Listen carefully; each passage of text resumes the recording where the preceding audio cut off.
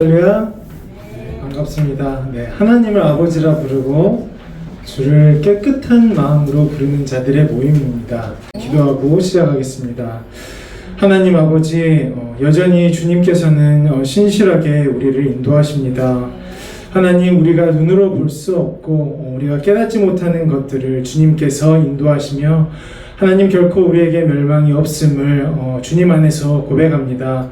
오늘도 주님의 말씀이 아버지 우리의 삶에서 역사하여서 우리가 주님을 아는 귀한 가치와 그리고 주님을 사모하는 기쁨을 누릴 수 있도록 인도하여 주옵소서. 감사드리며 예수님의 이름으로 기도드립니다. 아멘.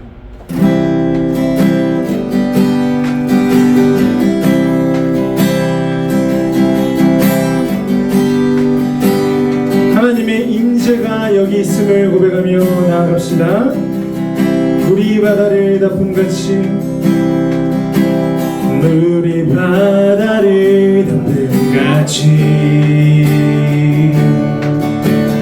영광으로 채워주소서. 산돌같이 소리치리 살아계신 주님께 주여 높임을 받으시옵소서. 찬양 가운데 계시는 주, 찬양 가운데 계시는 주, 주의 영광 나타내소서. 예수 이름으로 모인 모든 자들 가운데 주여 얼굴 빛을 비춰주소서.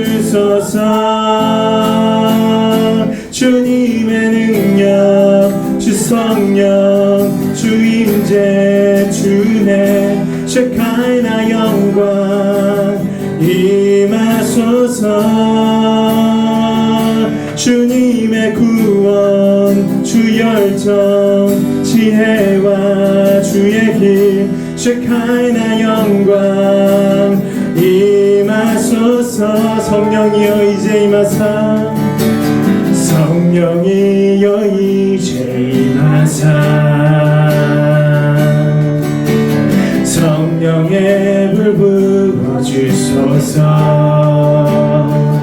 우린 주의 성전이니 우리 안에 임하사 주의 영광으로 채워주소. 주님의 능력, 주님의 능력, 주 성령, 주 임재, 주의 셰카이나 영광 임하소서.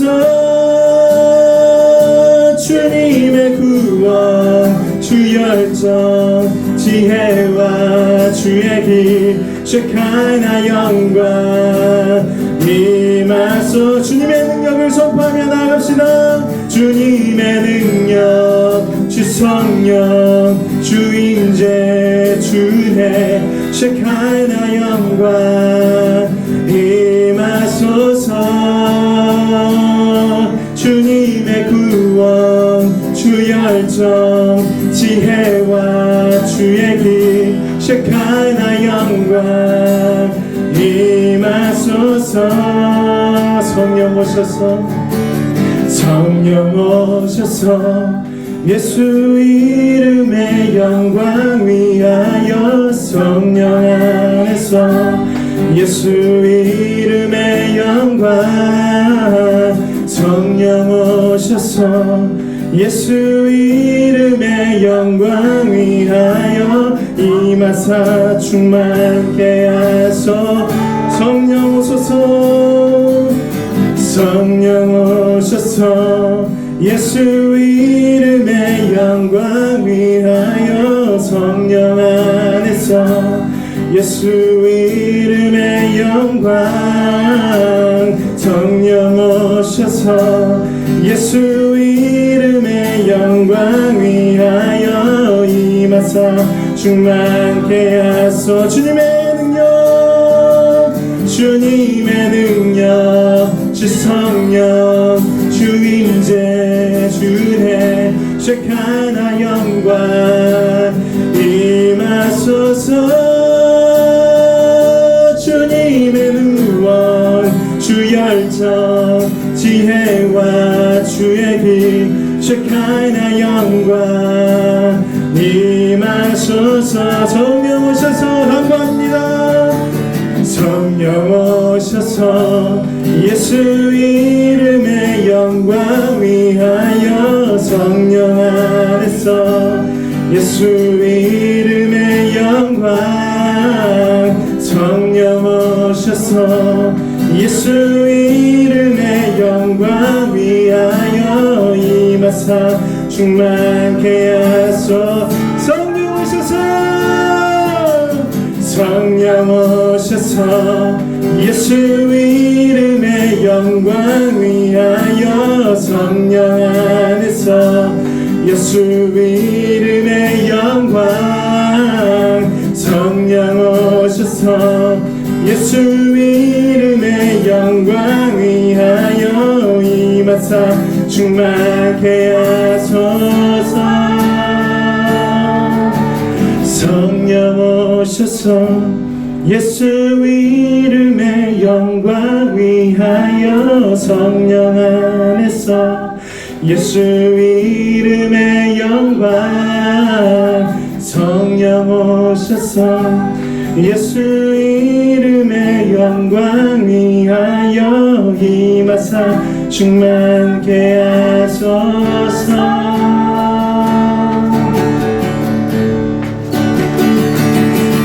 할렐루야 하나님께 영광의 박수 올려드리며 나아갑시다 만물 가운데 충만하신 주님을 높여드립니다 창조의 아버지 창조의 아버지 그 섭리보이사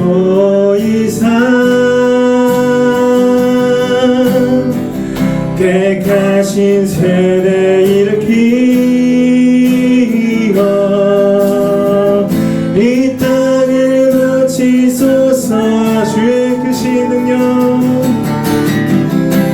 주의 크신 능력 만물이 사모합니다 만물이 사모하니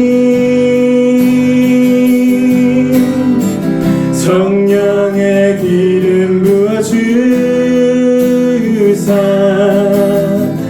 이 시간 임하소 주 영광 여기 임하사 주 영광 여기 임하사 열방 향해 그 빛 비추소서 주의 얼굴 구할 때 주의 향기 머무소서 주의 향기 머무소 열방의 통치자 고백하며 나갑시다 열방의 통치자 세상이 보리라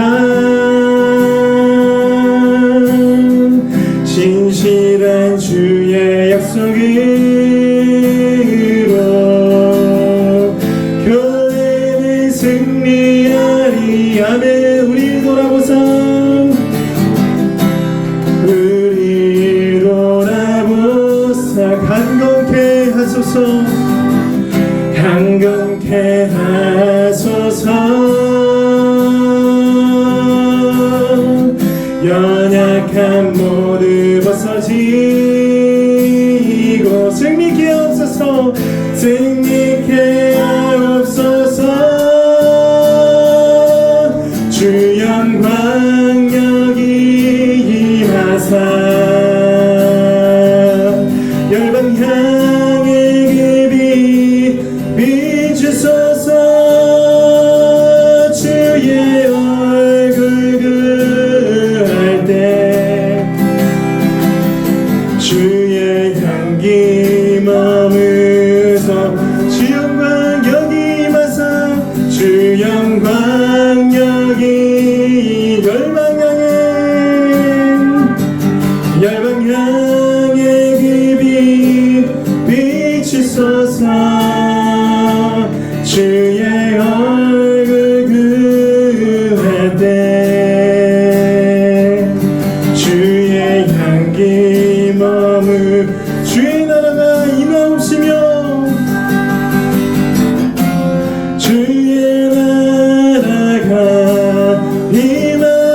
임하옵시며 주님의 뜻이 이루어지이다 이 땅 가운데 하나님 아들 영광 보이소서 주 영광 여기 임하사 열방 향해 그 빛 비추소서 열방 향해 그 빛 비추소서 주 얼굴 굴굴할 때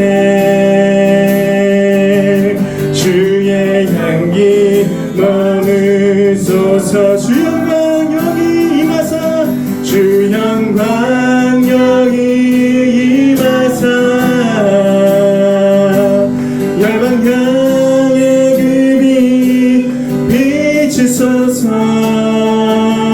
주의 얼굴 구할 때 주의 향기 머무 넘쳐나네 넘쳐나네 넘쳐나네 주를 향한 내 속에 갈망이 주님께로 날 이끌어 주소서 주님을 더 원하 넘쳐나네 넘쳐나네 넘쳐나네 주를 향한 내 속에 갈망이 주님께로 날 이끌어 주소서 주님을 더 원합니다 넘쳐나네 넘쳐나네 주를 향한 내 속에 갈망이 주님께로 날 이끌어 주소서 주님을 더 우리 고백하며 나갑시다 넘쳐나네 넘쳐나네 넘쳐나네 주를 향한 내 속에 갈망이 주님께로 날 이끌어 주소서 주님을 더 원합니다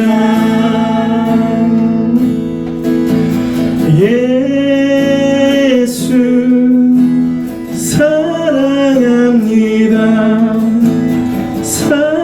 사랑합니다 온 마음 다하여 오직 주님 한 분만 간절히 더 원합니다 예수 사랑합니다 예수 사랑합니다 사랑합니다 온 마음 다하여 오직 주님 한 분만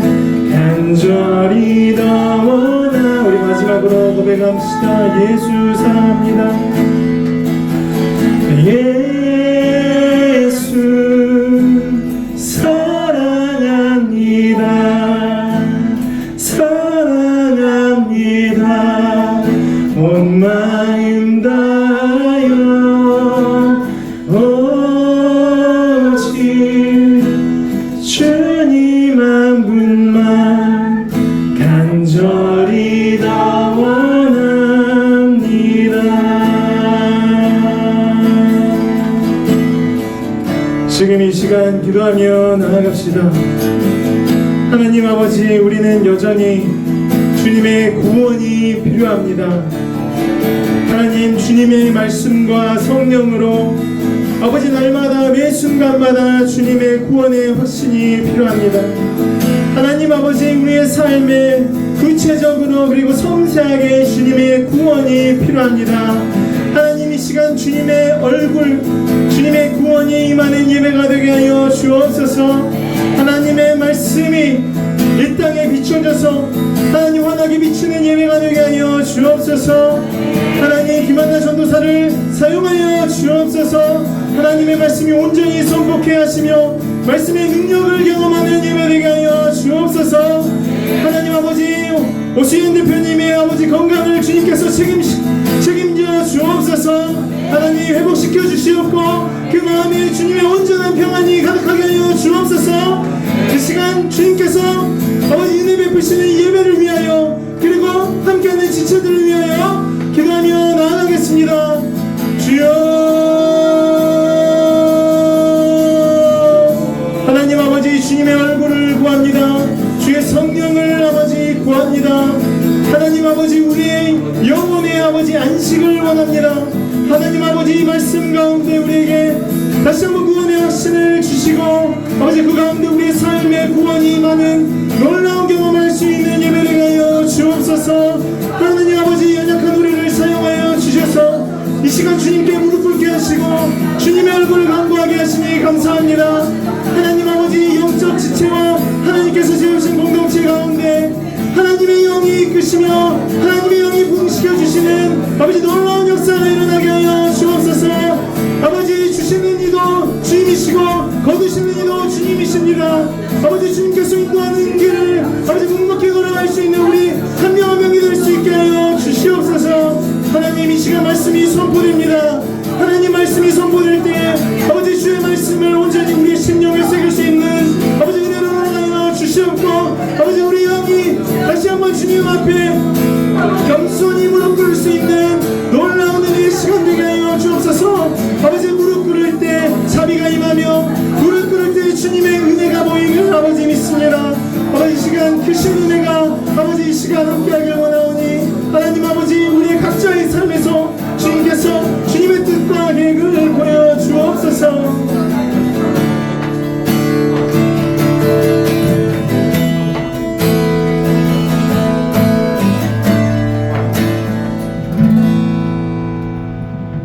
사도신경 하시겠습니다. 전능하사 천지를 만드신 하나님 아버지를 내가 믿사오며 그 외아들 우리 주 예수 그리스도를 믿사오니 이는 성령으로 잉태하사 동정녀 마리아에게서 나시고 본디오 빌라도에게 고난을 받으사 십자가에 못 박혀 죽으시고 장사한 지 사흘 만에 죽은 자 가운데서 다시 살아나셨으며 하늘에 오르사 전능하신 하나님 우편에 앉아 계시다가 저리로서 산 자와 죽은 자를 심판하러 오시리라.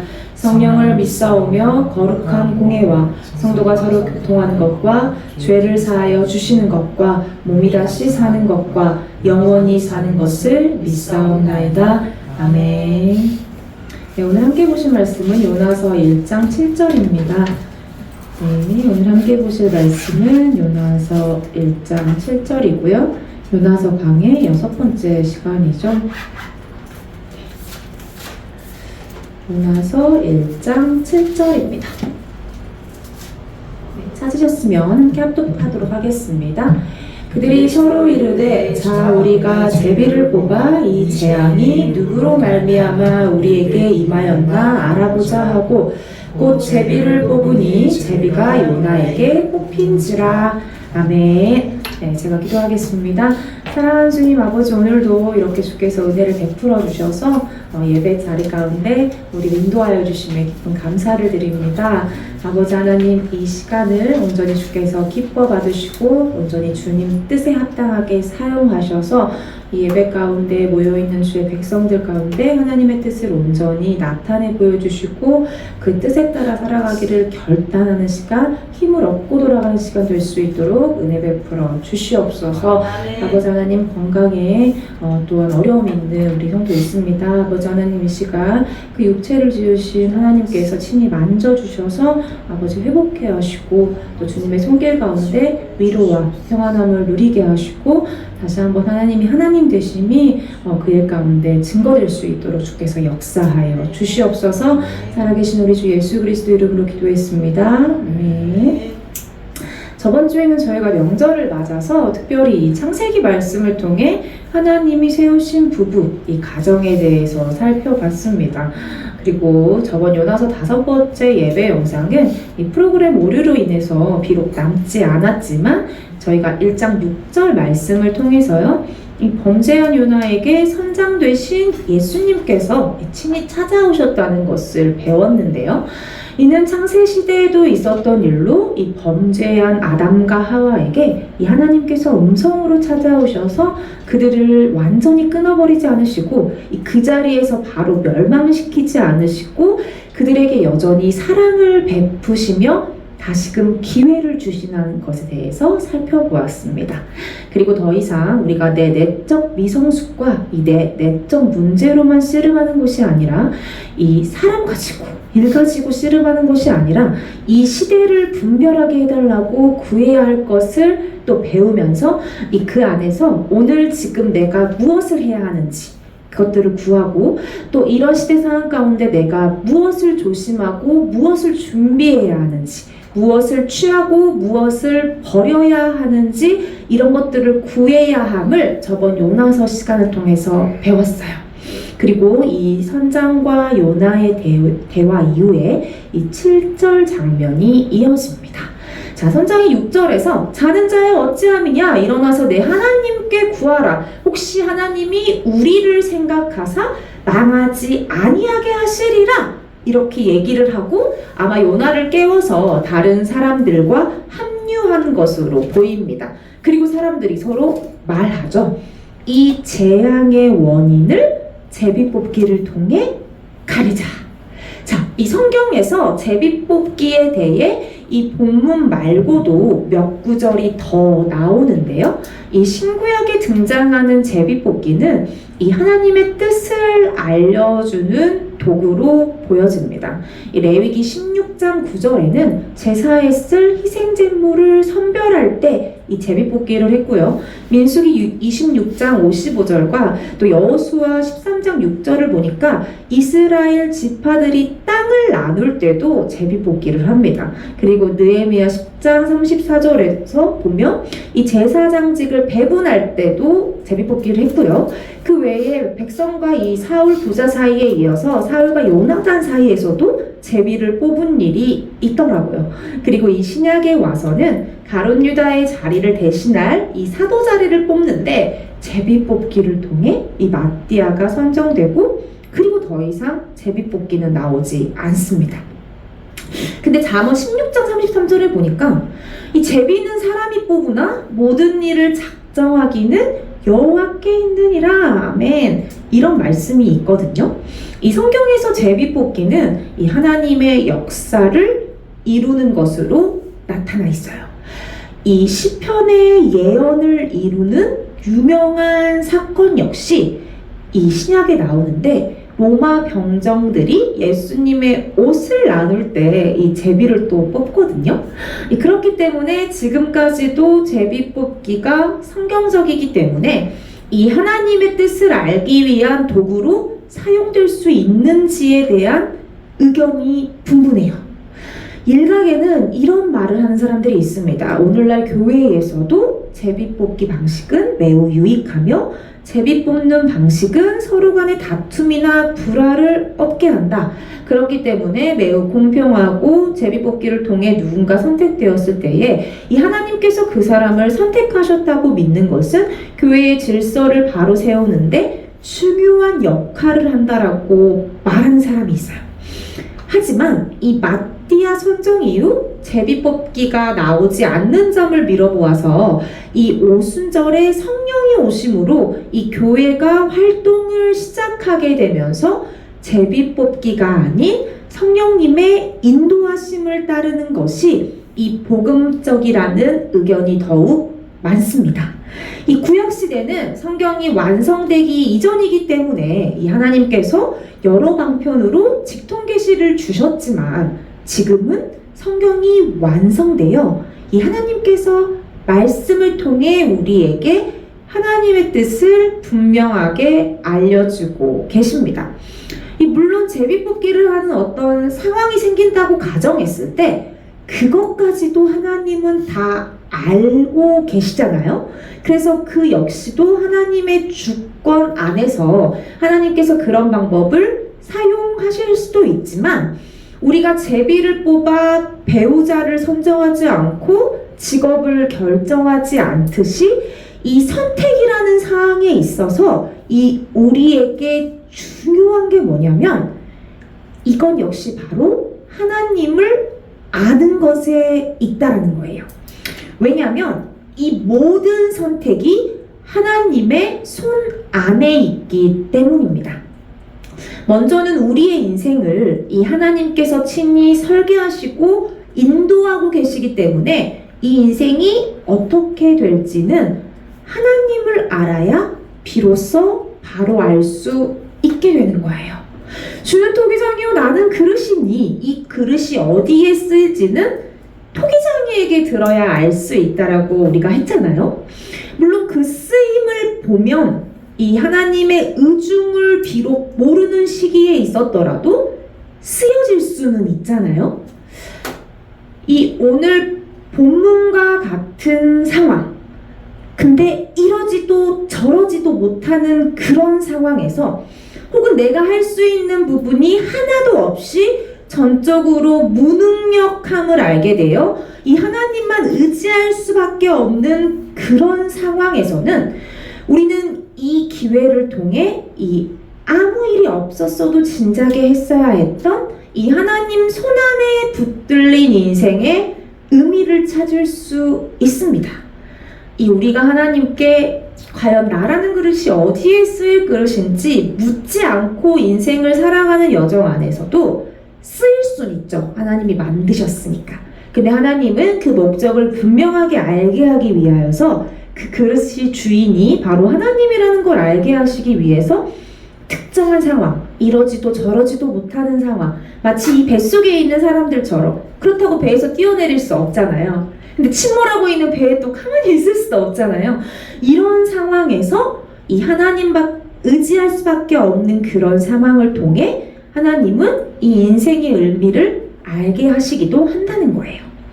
이 인생만이 아니라 이 내 영혼을 살리실 수도 멸하실 수도 있는 하나님께 답을 찾을 수 있다라는 것이죠. 그리고 이 나라는 개인의 인생도 이 하나님의 선하시고 완전하신 계획 안에 있기 때문에 이 하나님을 알아야 우리는 바른 인생을 위한 바른 선택을 할 수 있는 것입니다. 그런 일에 있어서 우리가 제비를 뽑아서는 사실 알 수 없는 거잖아요. 이 여러 가지 중에 하나를 선택해야 하는 문제도 있지만 마치 제비를 뽑고 싶은 것 같은 상황들이 있습니다. 둘 중 하나 혹은 특정한 것 안에서 어떻게 해야 할지를 결정하는 그런 선택권이 늘 우리 인생에 주어지잖아요. 가야 할지 말아야 할지, 만나야 할지 헤어져야 할지, 기다려야 할지 행동해야 할지, 담대히 말해야 할지 침묵해야 할지, 혹은 계속해야 할지 멈춰야 할지와 같은 문제들이 있죠. 이 앞에서 이 뽑기가 하나님의 뜻으로 알고 행하겠다고 할 수도 있겠으나 우리는 성경으로 말하고 성경으로 행해야 하는 그리스도인으로서 이 성경이 완성된 지금에 있는 우리는 선택하는 방법도 달라야 하지 않을까 생각이 듭니다. 특히 성경 전체를 통해 이 하나로 이어지는 이 완전한 구속사라는 그 선 안에서 이 하나님이 어떤 분이신지 생각한다면 이 하나님께서 우리가 하나님의 뜻을 분별하는데 어떻게 하길 원하시는지 우리는 조금이라도 알 수 있을 거예요. 바로 하나님을 바로 알아야 하나님을 사랑해서 하나님을 경외해서 그리고 이 하나님이 주신 지혜와 의지로 그렇게 하나님의 뜻을 따라 우리가 직접 선택하는 것을 기뻐하시는 분이라는 것을 우리는 알 수 있어요.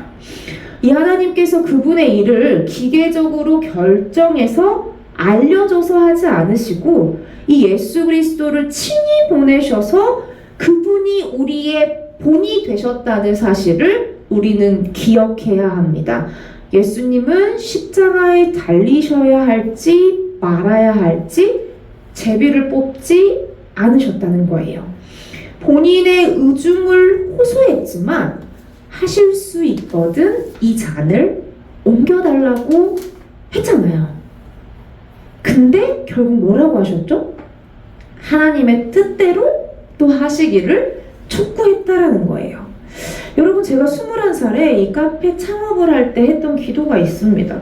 그때 당시 제가 사업 자금이 부족해가지고 근데 여전히 카페 창업을 너무 하고 싶은 거예요.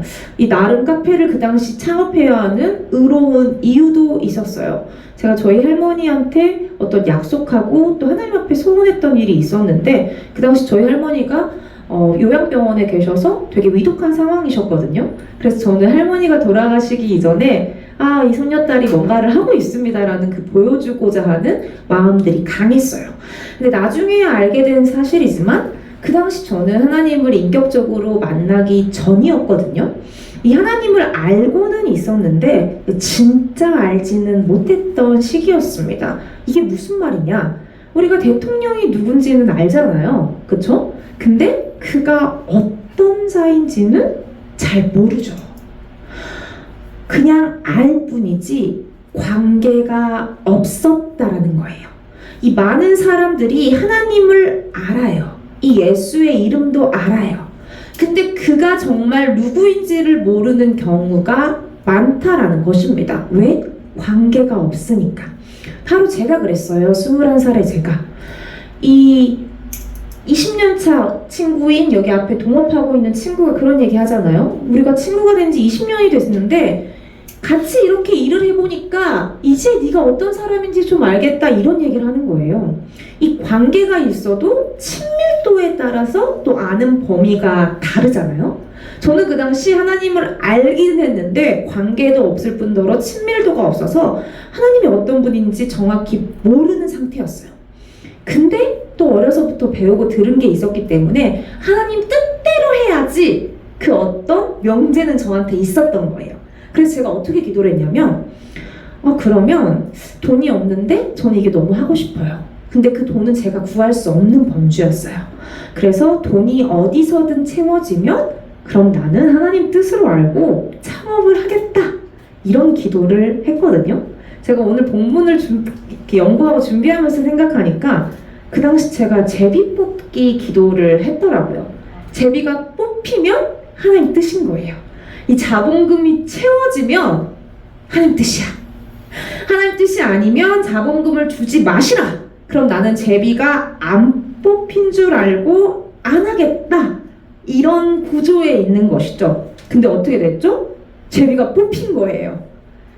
자금이 생긴 거예요. 그래서 저는 하나님 뜻이었구나 이렇게 생각하고 창업을 했거든요.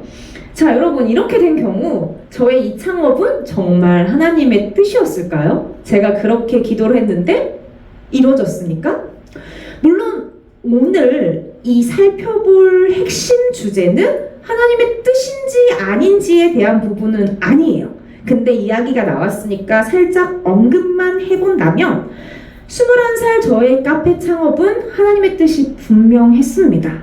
성공해서 제가 그렇게 생각했을까요? 저는 그때만 해도 하나님 뜻이면 다 잘 되는 줄로만 알았거든요. 이 비바람이 몰아치고 태풍이 오는 것도 하나님의 선하심인데 그걸 몰랐어요. 그래서 쨍쨍하고 날이 좋아야만 하나님이 선하시다고 생각했던 시절입니다. 이 카페는 어찌어찌 유지는 할 수 있는 수준이었지만 이 21살이라는 어린 나이에 이 예쁜 감옥에 갇혀 가고 싶은 데도 많고 하고 싶은 것도 많은데 이 젊음을 내가 여기서 다 보낼 수 없다는 판단에 1년 만에 가게 문을 닫았어요. 이 애초에 카페를 시작하는 것도 불가능한 상황이었는데 제가 패기 있게 하나님 뜻이면 이게 가능하게 해달라고 기도로 시작했잖아요. 그런데 성과는 없이 초기 투자비를 그대로 빚으로 안고 1년 만에 끝났다는 거예요. 그런데도 저는 이 일이 여전히 하나님의 뜻이었다는 사실을 알게 됐습니다. 다만 제가 이루고자 하는 것과 하나님께서 이루고자 하시는 것이 달랐던 것뿐이죠. 이 카페 창업을 통해 제가 얻으려고 했던 것과 하나님께서 제게 주시려고 했던 것이 달랐던 거예요. 저는 21살에 대학도 때려치고 사업에 뛰어들어서 일찍이 물질적으로 시간적으로 자유를 얻어서 가는 성교, 보내는 성교를 하며 살고 싶었어요. 근데 하나님이 그 당시 저에게 주시고자 했던 것은 이 일련의 과정을 통해 들었던 하나님을 눈으로 보게 되고 이 표면적인 헌신이 아니라 나의 원함에 근거한 헌신이 아니라 이 전적인 헌신과 이 하나님의 원하심에 따른 이 헌신의 삶으로 저를 인도하는 것에 하나님의 뜻이 있었다는 거예요.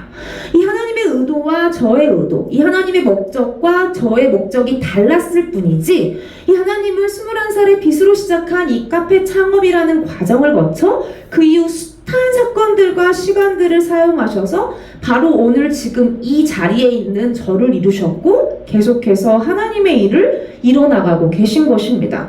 제 입장에서 카페 창업은 실패였어요. 하지만 하나님은 이 실패를 사용하셔서 일하신 게 아니라 애초에 실패를 포함한 과정 안에서 하나님의 일을 이루고 계신 거예요. 하나님은 그 뜻대로 행하고 계신 것이죠. 이 하나님의 뜻에 대해서는 저희가 나중에 또 다루도록 하고요. 오늘 중요한 것은 제비뽑기입니다. 저는 기도를 했지만 제비뽑기 같은 기도를 했다고 했잖아요.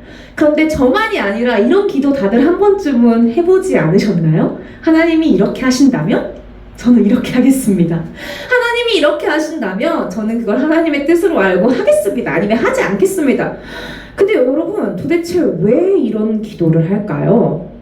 제가 곰곰이 생각을 해봤는데 제가 생각하는 범주에서 정답은 이런 제비뽑기 같은 기도는 여전히 내 생각이 남아있을 때 내 원함이나 혹은 나의 원치 않음과 같은 이 내가 중심이 되는 마음이 남아있을 때 이런 기도를 하게 되는 것 같더라고요. 저는 창업을 하고 싶은 원함이 있었습니다. 그 원함이 얼마나 강했냐면 아무리 봐도 이 어떤 상황에서도 그 일이 될 것 같지 않은데도 하고 싶었던 거예요. 근데 상황은 안 될 것 같고 또 그렇다고 내 마음대로는 해서 안 될 것 같으니 이 하나님의 뜻을 빌어 하나님 뜻이면 상황도 해결해 주시라는 거예요. 그리고 상황이 해결되면 이건 하나님의 뜻이라고 받아들여도 되는 것이니 나는 하나님의 뜻대로 하고 있다라고 주장할 수 있는 근거도 되는 거죠. 근데 이 모든 생각의 기초가 내가 그렇게 기도했기 때문인데 내가 그렇게 기도했다고 해서 그 일이 이렇게 된다고 해서 그걸 하나님의 뜻으로 규정하고 옳았다고 규정할 수도 있는 것이죠. 물론 앞선 저의 예화를 통해서 그것까지 허용하신다면 그거 역시 크신 하나님의 계획 안에 있지만 제가 하고 싶은 이야기는 과연 우리의 그런 식의 기도가 하나님 앞에서 옳냐는 이야기예요. 그런 식의 태도가 하나님 앞에서 괜찮냐는 질문이에요. 이걸 주시면 이렇게 하겠다라는 단서를 붙이는 것. 여러분 한편으로 보면 이 하나님께 선택권을 맡겨드리고 하나님의 뜻을 따르려고 하는 것처럼 보입니다. 하지만 그 기도를 했던 저는 저의 중심을 알고 있습니다. 그 당시에는 하나님의 뜻만이 이루어지길 바라지는 않았어요. 하나님도 있고 그만큼 나도 있고 이 하나님의 뜻을 이야기하면서 사실은 내가 더 중요했기 때문에 이 하나님께서 내게 하라고 하신 일이 아니라 내게 유익이 될 것 같고 내가 원하는 일을 하나님의 뜻으로 치부하고 싶었던 것이죠. 이 중심이 담백하지 못하면 말씀만 하십시오, 내가 듣겠나이다가 아니라 자꾸 단서가 붙어요. 이렇게 하시나 저렇게 하시나 하나님이 좋으실 대로, 즉 정말로 하나님의 뜻대로 하고 싶다면 상관이 없어야 돼요. 아무것도 상관이 없는 거예요. 근데 그렇지 않는 거예요. 우리가 사람에게 결정을 요구할 때도 그렇죠. 진짜 상관이 없다면 우리는 담백하게 A는 이렇습니다, B는 이렇습니다, 이렇게 해야 되는데, 사실 내 마음은 A로 하는 게 좋아요. 그러면 얘기를 할 때 은근하게 A 쪽으로 치중해서 이야기를 하는 거예요. 뭐뭐 한다면 하겠습니다. 기도 역시 이 하나님의 뜻보다 내 원함에 치중된 기도인 것이죠. 우리는 당장이라도 이 어떤 기도나 생각의 결정 안에서 하나님의 뜻을 이야기하면서 이렇게 해주시면, 이렇게 되면, 이런 일이 있으면 이라는 단서를 과감히 버려야 합니다. 정말로 나는 죽어지고 예수가 내 안에 살고 있는지, 이 인생이, 이 호흡이 정말 하나님 한 분만을 위해 쓰여지고 있는지 면밀히 나의 중심을 살펴야 하는 거예요. 이 하나님의 일을 한다면서 이 일을 행하는 배경과 장소만 이 교회로 혹은 이런 사역지로 옮겨졌지, 남을 섬기는 일도, 찬양하는 일도, 기도하고 말씀을 보는 일까지도 나를 위함에 있지는 않은지 우리는 늘 조심해야 합니다. 이 기도도, 말씀도, 찬양도, 헌신도 그 어떤 것도 그 일 자체에서 만족을 얻기 위한 것이 아니라 이 하나님이 너무 좋아서, 이 하나님은 이 일들을 받으시기 합당해서 내가 기도도 하고 말씀도 듣고 찬양도 하고 헌신도 했더니 합당한 반응을 보이다 보니 이로 인해 만족감을 누리는 것이어야 해요. 기도를 통해서 만족을 얻으면 안 되고 그 기도의 대상이신 하나님한테까지 가야 되는 거예요. 내가 누군가를 섬길 수 있는 그 섬김에서 만족을 얻으면 안 되고, 이 섬김을 할 수 있게 허락하신 하나님한테까지 나아가서 그 하나님 한 분만으로 만족해야 한다는 것입니다. 여러분, 그렇다고 해서 이 하나님께 우리의 원함을 내보일 수 없는 것은 아닙니다. 이 원함을 갖는 게 나쁜 것도 아니에요. 이 원함을 갖는다는 것은 사실 하나님께서 주신 축복이죠. 하지만 그 방법에 있어서 하나님, 저는 이렇게 되길 원합니다, 혹은 이렇게 되길 원치 않습니다 라고 이 하나님의 사랑과 기이함을 받는 자녀답게 이 마음을 분명하게 우리는 호소할 수 있어야 해요. 하지만 이 일의 이름에 있어서는 비록 나는 이런 마음이지만 내 뜻이 아니라 하나님 뜻대로 되게 해달라고, 그리고 그 뜻에 내 원함 혹은 원치 않음이 있다면, 이 하나님의 뜻에 맞지 않는 마음이 있다면 그 마음까지도 굴복되어져서 온전히 하나님의 뜻이 나의 원함이 되게 해달라고 기도해야 하는 거예요. 이 하나님의 뜻이 이루어지는 일에 내가 어떤 모양이든 나를 위해서가 아니라 주를 위해 사용되게 해달라고 기도해야 하는 것입니다. 여러분, 우리의 기도는 이 우리의 원함이 이루어지는 데 있지 않습니다. 그리고 이 하나님의 뜻은 나의 원함을 맞추는 데 있지 않아요. 이 우리의 기도는 우리의 원함을 마음껏 하나님께 읊조릴 수 있지만 결국에는 아버지의 뜻이 이루어질 것을 촉구하면서 이 긴밀한 교제 가운데 하나님을 더욱 알게 되어 이 아버지의 마음을 품게 되어서 이 아버지의 원함을 따라 살아갈 의미를 얻고 힘을 얻게 되는 것에 있습니다. 여러분, 기도를 안 할 때는 몰라요. 하나님의 마음을 우리가 알 수가 없습니다. 사람도 대화를 해보지 않으면 모르죠. 저 사람의 표정만 보고 어떤 태도만 보고 그 사람을 알 수 없는 거예요. 대화를 했더니 아, 이 사람은 이런 생각을 가지고 있구나, 이런 마음이구나, 분명하게 알 수 있는 것입니다. 사람 사이에는 대화가 중요하듯 이 하나님과의 관계에서는 기도가 중요합니다. 이 기도를 통해 이 벌어진 상황에 대해 하나님의 의중을 살필 수 있고 또한 말씀을 통해 그 뜻을 점검할 수 있습니다. 우리가 비나이다 비나이다 이렇게 기도를 해서 어떤 일이 이뤄지고 또 몇 시간씩 막 기도를 했더니 무슨 다른 능력을 받아서 할 수 없는 일을 하게 되는 게 아니에요. 우리는 기도를 통해서 전심으로 하나님만을 바라게 되어서 그 하나님으로 인해 나로 하여금 할 수 없는 태도, 또 할 수 없는 선택들을 하며 살 수 있게 되는 것이죠. 이 기도를 통해서 그리스도의 도를 따르는 것이 바로 최고의 선택이라는 것을 알게 되는 거예요. 내가 보기에는 불가능해 보이는 일일지라도 이 손해를 감수하고 상처 입을 것이 예상되는 일일지라도 선의를 베풀다 오히려 뺨을 맞고 돌아오더라도 그 일에 하나님께서 이루시는 일이 있다면 기꺼이 그렇게 하는 거예요. 그 일을 할 수 있는 힘이 바로 기도를 통해서 하나님의 뜻을 알고 말씀을 따라 그 능력으로 할 수 있게 되는 것입니다. 그래서 이 그리스도인들이 감정도 없고 혹은 너무 신앙이 훌륭해서 이런 일을 하는 게 아니라 똑같이 신앙이 성숙된 사람도 마음도 상하고 그 상처가 흉으로 남기도 할 수 있어요.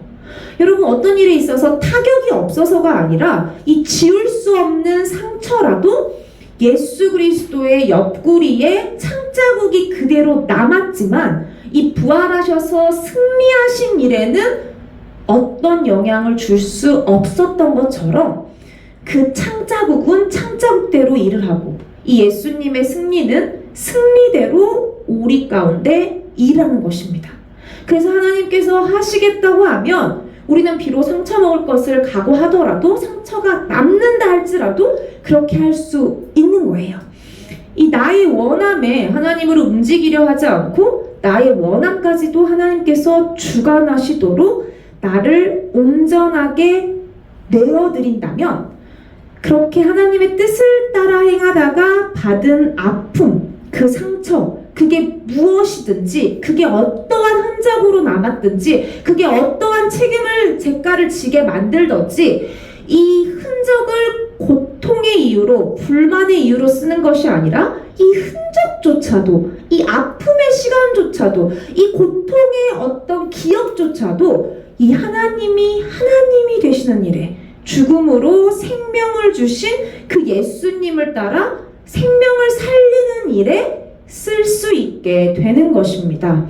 여러분, 남고 싶어도 떠날 수 있고 떠나고 싶어도 남을 수 있는 것, 쉬고 싶어도 일하게 하고 일하고 싶어도 쉬게 하는 것, 이 내가 하지 않으면 안 될 것 같은 불안과 교만을 버리고 이 하나님의 일하심을 온전히 바라고 그래서 평안할 수 있는 것, 이 나의 판단이나 계산이 아니라 하나님이 크신 뜻에 이 시선을 돌리고 이 하나님의 일들이 이루어지는 것을 보게 되는 것은 바로 그럼에도 하나님 뜻대로 하십시오 라는 고백을 할 때 누릴 수 있는 은혜입니다.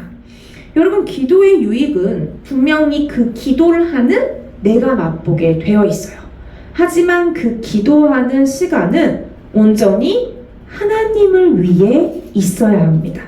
이 하나님의 이름을 위해 수일 내에 그 일들을 이뤄달라고, 이 하나님의 영광을 위해 그렇게 하시라고, 내가 행하리니 누가 막으리요? 이 선하시고 완전하신 하나님께서 이 하나님의 방법으로 하나님의 때에 하나님의 일들을 이뤄나가 주시라고, 그래서 이 하나님의 일이 나의 일이 되어 그렇게 하나님의 일을 호소하는 우리들이 되면 좋겠습니다. 이렇게 해주시면, 이런 단서를 제거하는 기도를 오늘 바로 시작하면 좋겠어요. 이 나의 원함을 호소하지만 그럼에도 하나님의 뜻이 이루어지게 해달라는 기도를 통해서 우리는 하나님의 의중을 알게 되고 하나님이 무엇을 보고 계시고 무엇을 이루고자 하시는지를 바로 알게 됩니다. 이 하나님은 우리가 어떻게 해야 하는지 사실 우리 생각 자체를 제비뽑기처럼 이 다른 이견이 없도록 확실히 정해주실 수 있잖아요. 사실 그러면 너무 편하겠죠. 제비뽑기는 이견이 없잖아요. 뽑혀버렸으니까. 근데 무엇이든 선택할 수 있고 무엇이든 원할 수 있지만 그럼에도 우리는 하나님을 선택하고 하나님이 원하시는 것을 선택할 기회를 얻은 거예요. 훨씬 더 효율적이고 논리적이고 전문적인 방법과 이 풍부한 경험적 지식이 있을 수도 있지만 미련한 것 같아도 손해보는 것 같아도 이 말씀을 따라 하나님의 성품을 따라 행할 수 있는 기회를 우리에게 주신 것입니다. 쉽게 돈을 벌 수 있고 쉽고 편하게 살 수 있는 방법이 요즘 시대에 아주 많이 있습니다. 하지만 쉽게 사는 것이 아니라 의미 있게 살고 편하게 사는 것이 아니라 가치 있게 살게 되는 이 영원한 하나님의 인도하심이 우리 삶을 붙들고 있는 은혜를 우리에게 주신 거예요. 여러분, 어떤 선택이 어려울 때 이 우리가 취해야 할 태도는 먼저 철저하게 말씀을 통해 하나님을 알아 하나님의 뜻을 분별하는 데 있습니다. 어떤 선택을 할 때 어떻게 해야 하지? 제비뽑기도 아니고 대체 어떻게 하면 좋을까? 우리는 이 인생이 붙들린 이 사건의 모든 것을 주관하시는 그 하나님을 알게 되어 이 하나님의 뜻을 분별하면 그 선택을 취하는 데 도움이 되고요. 그리고 이 성경을 통해 하나님께서 우리에게 요구하시는 것들이 어떤 것인지를 바로 아는 것에 또한 우리 태도를 취해야 합니다. 선택이 어려울 때는 성경을 통해서 하나님께서 과연 우리에게 무엇을 요구하시는지 아는 거예요. 그리고 이 하나님과 긴밀한 교제를 통해서 내 생각을 비우고 이 하나님의 뜻으로 채우는 기도를 하는 것이 바로 이 선택이 어려울 때 우리가 취해야 할 태도입니다.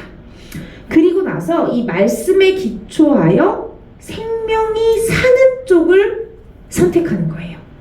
이 하나님의 이름이 하나님답게 되는 일을 선택하는 거예요. 내 욕심을 채우는 것이 아니라 하나님의 나라가 이루어지는 쪽을 선택하는 것이 가장 성경적이며 복음적인 방법입니다.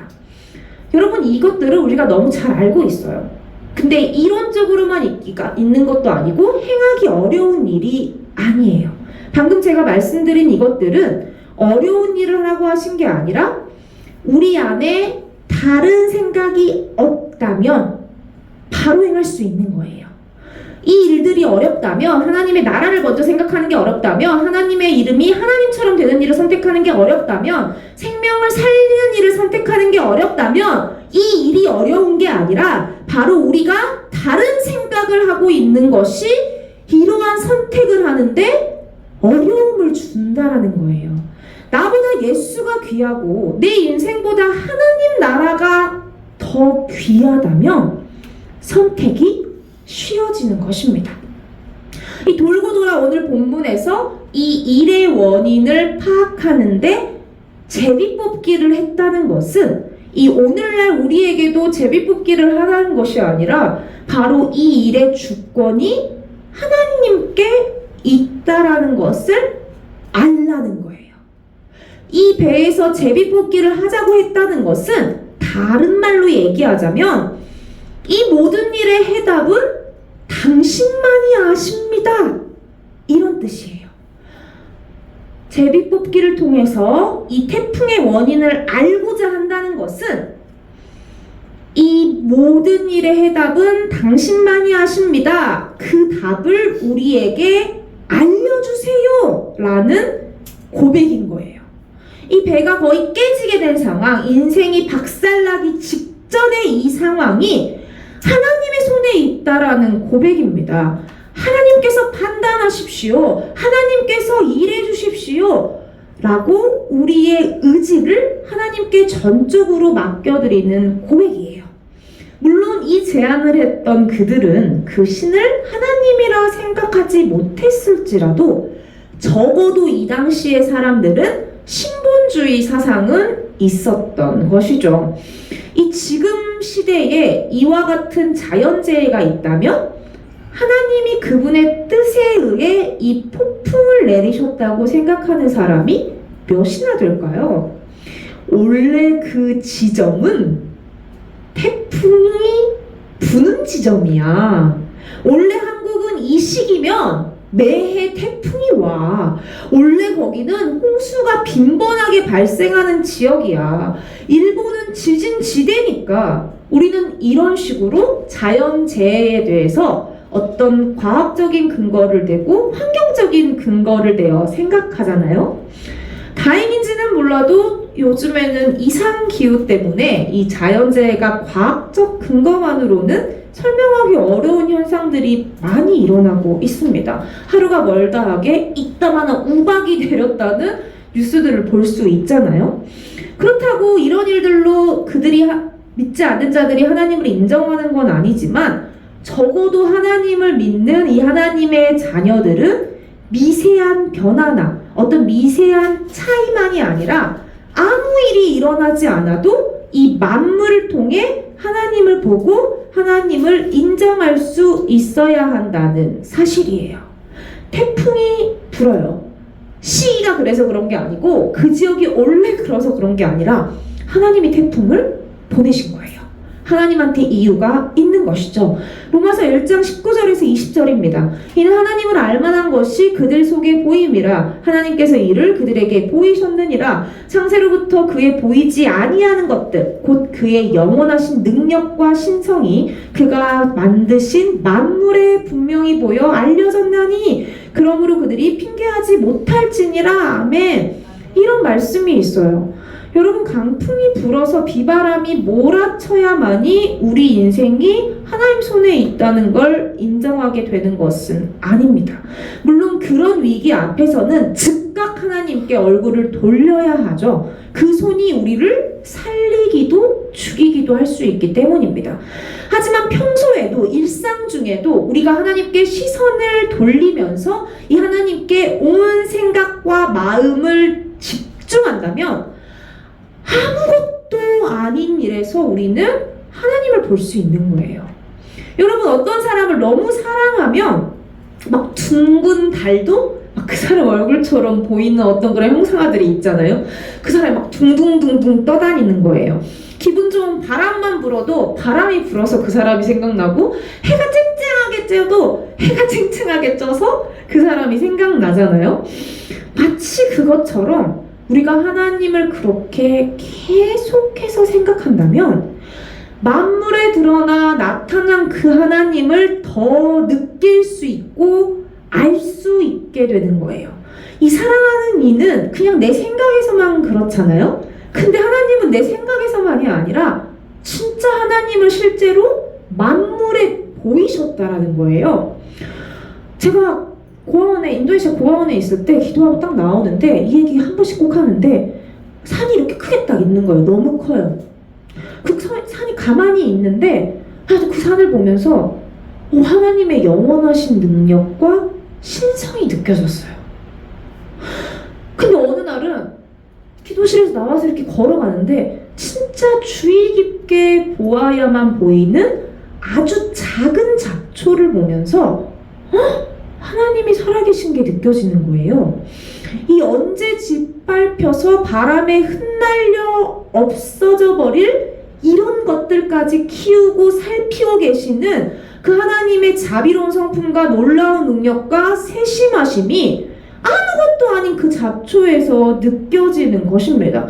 그리고 바로 내 인생도 이렇게 주의 깊게 보지 않으면 있었는지도 알 수 없는 이 길가의 잡초와 들풀 같은 그런 내 인생 속에서도 이 하나님께서 놀라운 일을 행하고 계신다는 것이 세상 감격이 됐고 그 살아있는 자체가 무한한 영광이었어요.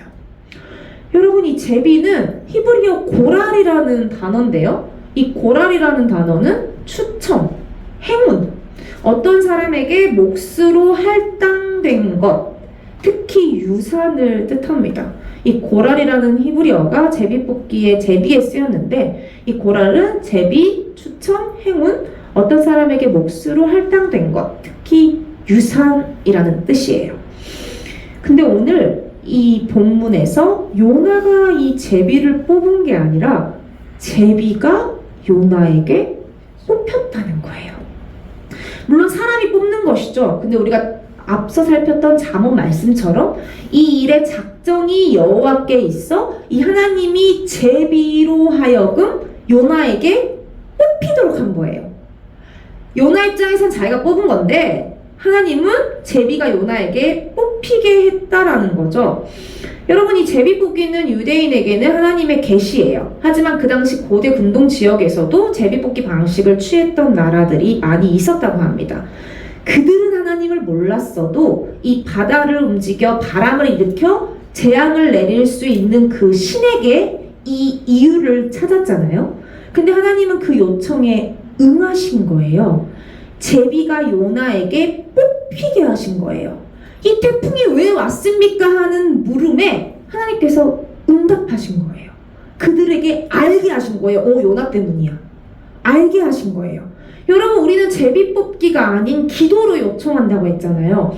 말씀으로 알려달라고 요청한다고 했잖아요. 이 일의 주권이 하나님께 있다는 것을 인정하며 이 하나님께 요청하는 자들에게 하나님은 반드시 응답하신다는 거예요. 이 마치 제비가 요나에게 뽑힌 것처럼 하나님이 그렇게 알게 해주시는 거예요. 이 하나님은 이 일을 행하시는 데 있어서 제비가 요나에게 뽑힌 것처럼 어떠한 일을 이루는데 필요한 사람들의 마음을 움직이는 거예요. 제비가 요나에게 뽑힌 거예요. 그들의 마음이 그 일을 행하는 걸로 움직인 거예요. 사람만 움직이실까요? 하나님이 사람의 마음만 바꾸실까요? 제비가 요나에게 뽑혔다는 거예요. 제가 인도네시아에서 기차를 탔는데 옆에 사람한테 복음을 전하고 싶었어요. 근데 그 사람하고 대화를 시작한 시점이 기차가 도착지에 도착한 시간이 얼마 안 남았어요. 저한테 여유가 없었거든요. 마음이 조급하더라고요. 나 이 사람한테 아직 복음의 핵심을 전하지 못했는데 곧 있으면 기차가 도착해버리니까 나 복음을 다 못 전할 것 같아. 어떡하지? 제비가 요나한테 뽑힌 거예요. 기차가 갑자기 멈춰버린 거예요.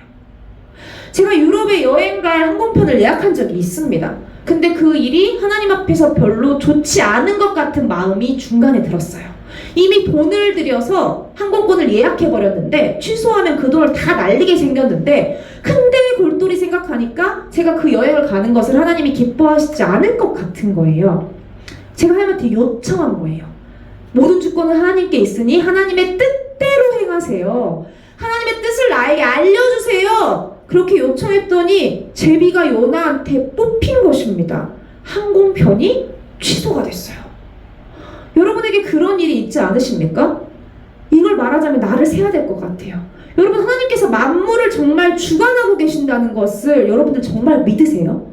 이 하나님의 뜻이 있다면, 하나님께서 그 일을 행하고자 하신다면 그 어떤 것도 이루어지지 않을 게 없는 거예요. 여러분, 황당하잖아요. 제비가 요나한테 뽑힌 거예요.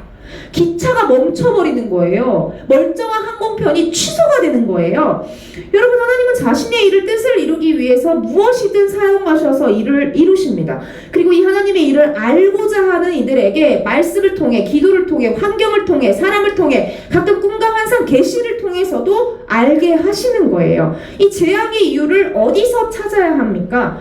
여러분, 이 말은 이 모든 것에 하나님이 근본이 되신다는 것, 바로 이것은 그 일의 원인이, 이유에, 모든 것에 하나님이 계신다는 것을 믿는 거예요. 모든 일에 하나님이 근본이 되신다는 것은 일어나는 일들에 다 이유가 있다라는 거예요. 그냥 일어나는 일이 하나도 없다라는 거예요. 우리가 그걸 믿는 게 이 모든 일에 하나님이 근본이 되시구나.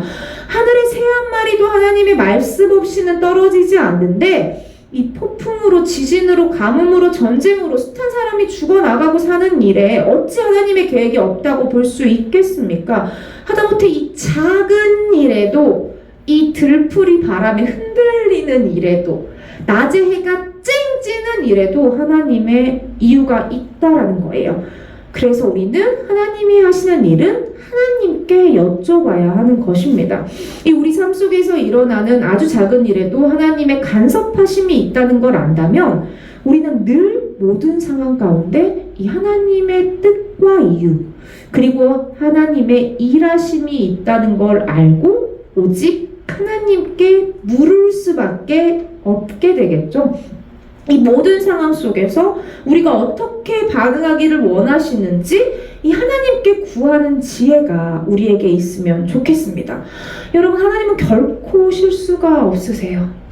이 지금 우리가 놓인 상황과 우리의 상태는 뭐 우리의 죄로 인함일 수 있고, 혹은 하나님께서 특별히 하나님 되심을 알게 하시려고 행하시는 일일 수도 있어요.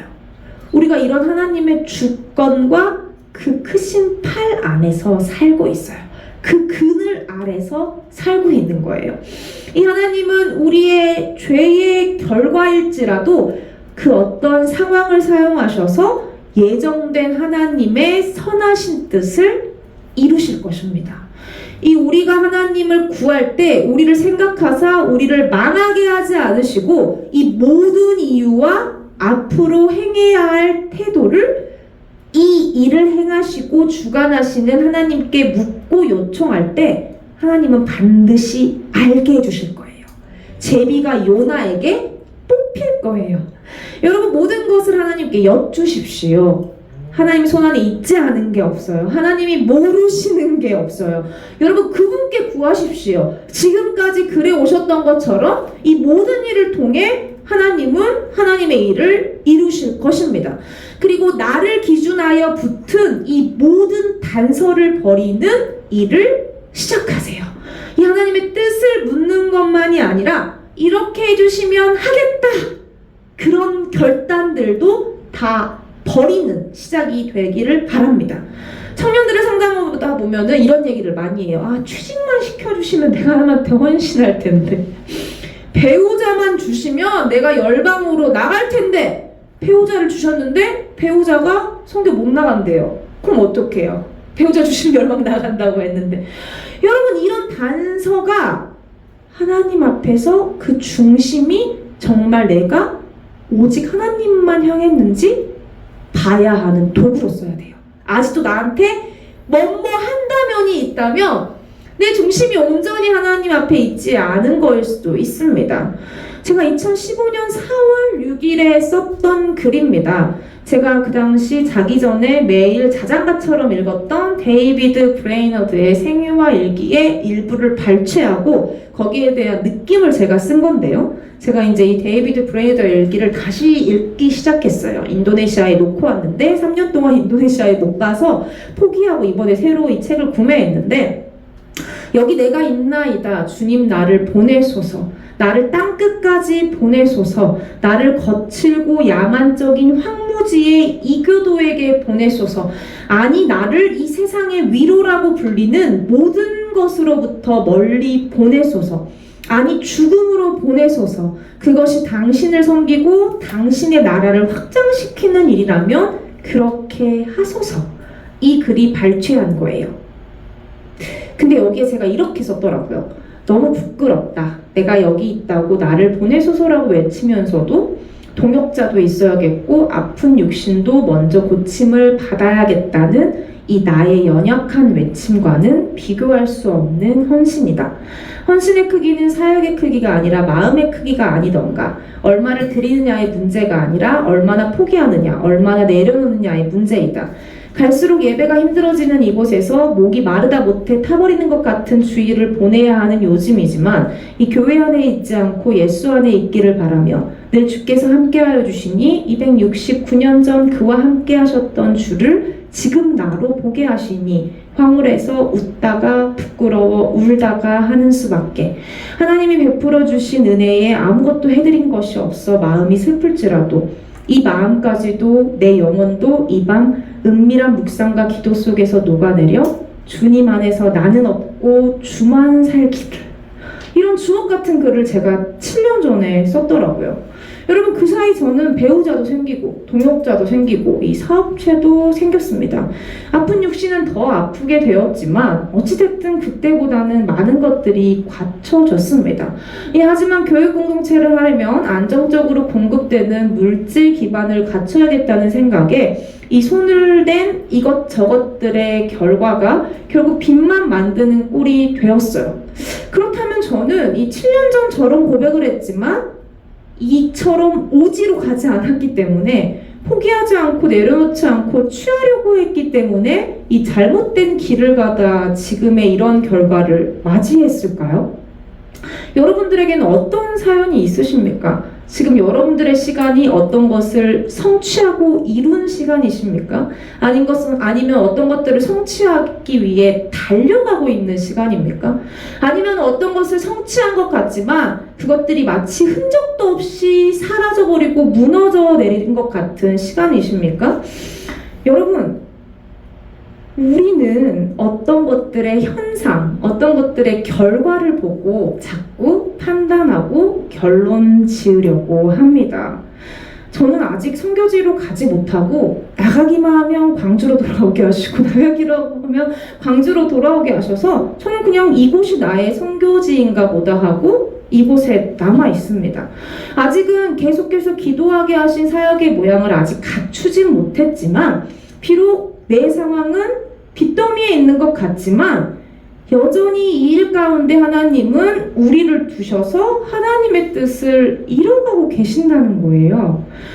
이 결과가 아바 있는 회사와 카페이플이고, 그리고 오늘 이렇게 우리는 카페이플에서 아바 워십을 드리고 있잖아요. 설령 이런 사업체가 없다고 해도, 이런 공간이 없다고 해도, 어떤 공동체가 형성되지 않았다고 해도 정말 중요한 건 뭐냐면, 이 여전히 나의 중심이, 우리의 중심이, 이 우리의 수고의 이유가 이 돈을 벌고 일을 하는 목적이 정말 하나님인가, 그것에 있어요. 저는 오지로 가서 선교를 하고 싶었어요. 제가 여기 남아있다고 해서 하나님을 덜 사랑하는 것도 아니고 하나님의 일을 하고 있지 않은 게 아니에요. 여러분들이 어떤 일에 좌절 같은 상황, 아무것도 더 이상 할 수 없는 것 같은 상황일지라도 여전히 여러분의 중심이 하나님의 나라를 향해 있다면, 하나님의 이름을 위해 살고 있다면 여러분들은 여전히 하나님의 뜻 안에 있는 것입니다. 다만 이 과정에서 제가 하나님 앞에 회개하고 최근까지 면밀히 돌아보고 있는 것은 저에게 계속 단서가 있었다는 거예요. 공간을 주시면, 이 프로젝트만 끝나면 이렇게 하겠습니다, 이 일만 끝나면 이렇게 하겠습니다 식으로 밀어와서 이 예배를 6월에서야 시작하게 된 것을 회개하고, 매달 일정의 금액이나 음식을 흘려보내는 것 외에 이 재정이 충분하지 않다는 이유로 이 본격적인 교육 사업을 시작하지 못하고 있는 여전한 나의 단서, 이런 게 없는데 어떻게 해요? 하나님이 이걸 주셔야 이렇게 하죠. 여러분, 그래서 저는 이 오늘 말씀을 계기로 이런 저의 모든 단서를 다 바다에 던져버리기로 했어요. 이 영혼을 살리는 직접적인 사역에 있어서 필요한 것은 오직 성령의 능력이라는 사실이에요. 이 주권을 하나님께 맡겨버리는 거예요. 하나님, 요나를 뽑아주세요 하는 것처럼 하나님이 알려주세요, 하나님이 행해주세요, 하나님이 그렇게 일해주세요. 지금 나는 풍비박산이 나고 있는 배 위에 살고 있는 것 같습니다. 배가 다 거의 깨지게 돼서 망하기 일부 직전입니다. 그럼에도 여전히 내 인생이 하나님의 손안에 있으니 하나님께서 그렇게 해주세요. 이런 고백을 할 때 환경은 무너졌어도 우리의 중심이 바로 세워질 줄 믿습니다. 이 우리의 인생이 다 끝난 것 같을지라도 그 안에 하나님의 뜻이 견고해질 줄 믿습니다. 여러분에게도 단서들이 있으십니까? 이 많은 이유들, 하나님의 일을, 이 환경을 이 부욕해 하는 것에 국한되어 있는 기준들, 이 복음을 전하는 일에 나를 가로막는 나의 성향 혹은 연약함, 그게 무엇이든 모두 깨어지고 이 하나님께서 온전히 그분의 일을 행하시기를 간절히 촉구하는 시간이 되기를 소망합니다.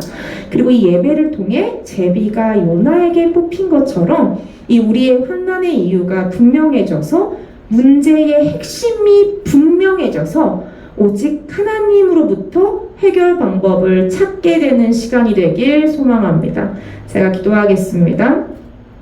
사랑하는 주님 아버지, 오늘 이 시간도 그리고 앞으로 우리의 모든 시간도 이 하나님의 영광으로 가득 차 있음을 고백합니다.